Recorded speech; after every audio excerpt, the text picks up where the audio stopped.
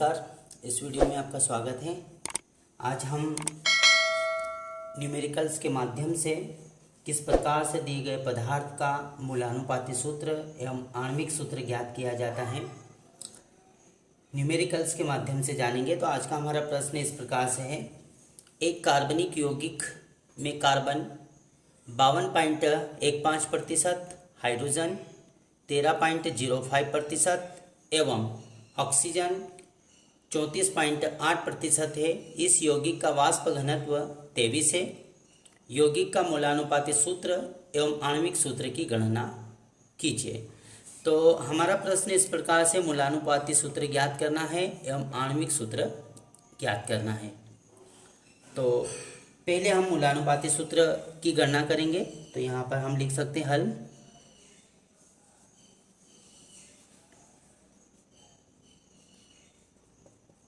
मूलानुपाती सूत्र की गणना। पहले हम मूलानुपाती सूत्र की गणना करेंगे। तो 3 तत्व दिए हैं, कार्बन, हाइड्रोजन एवं ऑक्सीजन। तो इनकी क्रमशः मात्रा लिख लेते हम 1, 2 एवं 3 नंबर पे। 1 नंबर पे कार्बन दिया है, दूसरे नंबर पे हाइड्रोजन एवं तीसरे नंबर पर ऑक्सीजन। तत्व की प्रतिशत मात्रा कार्बन की दी है 52.15%, 52.15%।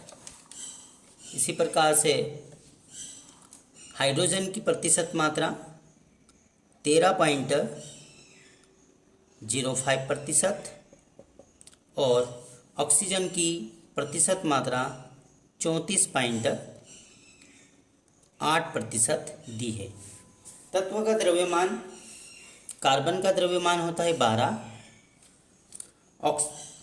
हाइड्रोजन का द्रव्यमान 1 और ऑक्सीजन का द्रव्यमान 16। यह हमने तत्व का द्रव्यमान लिख लिया। अब हम परमाणुओं की अपेक्षिक संख्या निकालेंगे। तो परमाणुओं की अपेक्षिक संख्या निकालने के लिए दी गई प्रतिशत मात्रा में द्रव्यमान का भाग देंगे। अर्थात यहाँ पर लिखेंगे 52.15/12। इसी प्रकार से यहाँ पर 13.05/1। इसी प्रकार से यहाँ पर ऑक्सीजन की प्रतिशत मात्रा दी है 34 अर्थात 34%, 34.8%/16। 16 का भाग देंगे हम यहाँ पर 12 का देंगे और यहाँ पर 1 का देंगे। तो 52.15 में 12 का भाग देंगे तो इसका आंसर आएगा 4.35%। अर्थात 52.15 में 12 का भाग देंगे तो आंसर आएगा 4.35%। इसी प्रकार से 13.05 में 1 का भाग देंगे तो ये तो एक ही बार में है, सिंपल इज इट इज लिखना है। तो 13.05% और 34.8 में 16 का भाग देंगे तो इसका आंसर आएगा 2.18। इस प्रकार से द्रव्यमान का दी गई प्रतिशत मात्रा में हम भाग देंगे तो परमाणु की अपेक्षिक संख्या हम निकाल सकते हैं। अब हम सरलतम अनुपात निकालेंगे। तो सरलतम अनुपात में जो सबसे छोटी संख्या होती है उस छोटी संख्या का सभी में भाग दिया जाता है। इन संख्याओं में सबसे छोटी संख्या है 2.18। तो 2.18 का हम सभी संख्याओं में भाग देंगे। अर्थात परमाणु की अपेक्षित संख्या का जो आंसर आया इन सब में हम सबसे छोटी संख्या का भाग देंगे। तो यहाँ पर पुनः लिखेंगे 4.35% में सबसे छोटी संख्या है 2.18। 4.35 में 2.18 का भाग देंगे। इसी प्रकार से 13.05 में 2.18 का भाग देंगे। इसी प्रकार से यहीं से लिया हमने 2.18 में पुनः 2.18 का भाग देंगे। तो इस प्रकार से हम सरलतम अनुपात निकालेंगे। तो 4.35 में 2.18 का भाग देंगे तो इसका आंसर आएगा, हम यहाँ पर सरलतम एवं पूर्णांक का अनुपात लेंगे तो यहाँ इसका आंसर आएगा 2। और 13.05 में 2.18 का भाग देंगे तो इसका आंसर आएगा 6। और एक ही बार में चले जाएगा। 2.18 में 2.18 का भाग देंगे तो ये एक बार में चले जाएगा। तो ये हमारे पास जो सरलतम पूर्णांक का अनुपात प्राप्त हुआ है वो है 2:6:1। तो जो मूलानुपाती सूत्र होगा हम लिख सकते हैं, अतः मूलानुपाती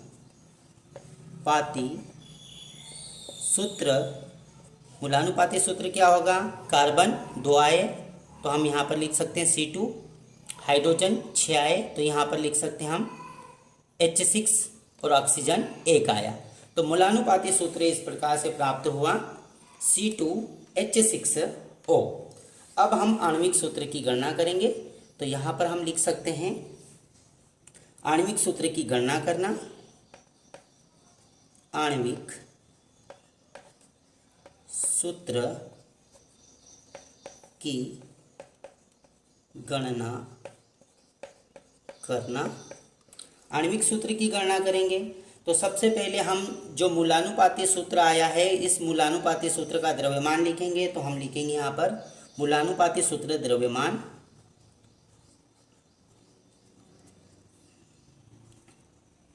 मूलानुपाती सूत्र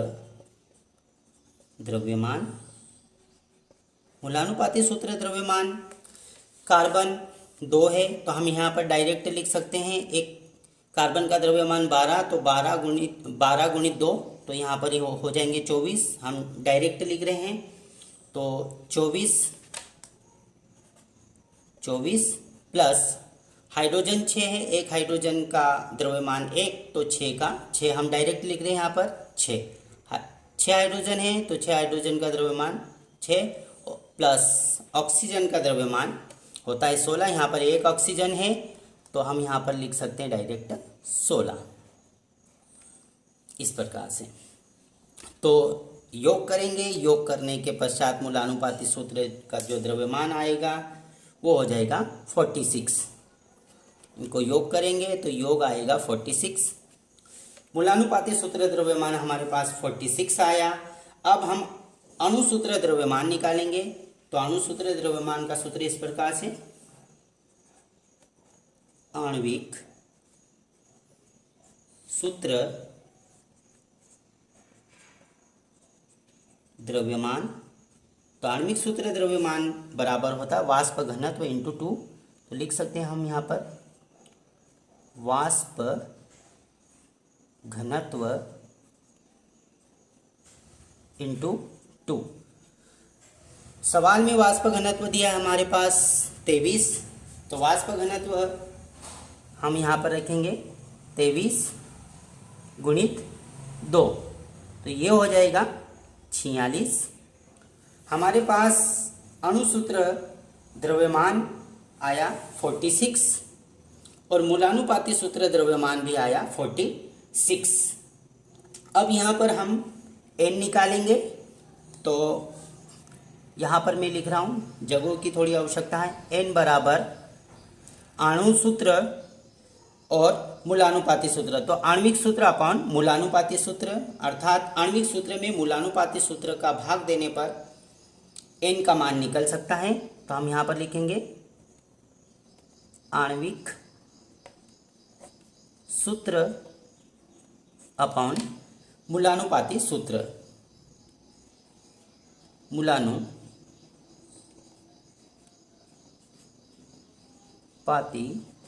सूत्र द्रव्यमान। यहाँ पर आणविक सूत्र द्रव्यमान और यहाँ पर मूलानुपाती सूत्र द्रव्यमान, अर्थात मूलानुपाती सूत्र द्रव्यमान का आणविक सूत्र द्रव्यमान में हम भाग देंगे तो n का मान निकल आएगा। तो यहाँ पर लिख सकते हैं द्रव्यमान और यहाँ पर भी लिख सकते हैं द्रव्यमान इस प्रकार से। तो आणविक सूत्र द्रव्यमान आया हमारे पास। हमने देखा यहाँ पर आणविक सूत्र द्रव्यमान की गणना की तो 46 आया, 46 और आणविक सूत्र द्रव्यमान आया हमारे पास 46 और मूलानुपाती सूत्र द्रव्यमान आया ये भी 46, दोनों 46 आए। मूलानुपाती सूत्र द्रव्यमान ये हमारे पास 46 आया। इसी प्रकार से अणुसूत्र द्रव्यमान भी 46 आया। तो 46 में 46 का भाग देंगे तो एक बार में कट जाएगा इस प्रकार से। तो हमारे पास n बराबर आया 1। अब क्या करेंगे, हम मूलानुपाती सूत्र में n का गुणा करेंगे। तो यहाँ पर थोड़े मिटाने की आवश्यकता पड़ेगी, हम इसको थोड़ा सा हटा देते हैं। हमारे पास n बराबर 1 प्राप्त हुआ।